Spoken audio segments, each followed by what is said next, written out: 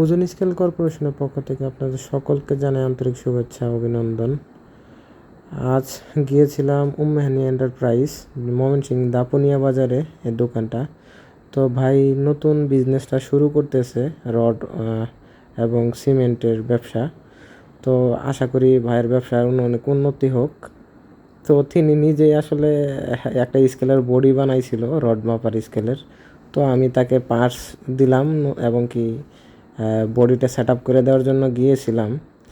তো এই যে উনি এই প্লেটটা বানাইছে, সাথে হচ্ছে ফ্রেম তো এর আগে আপনারা দেখলেনই।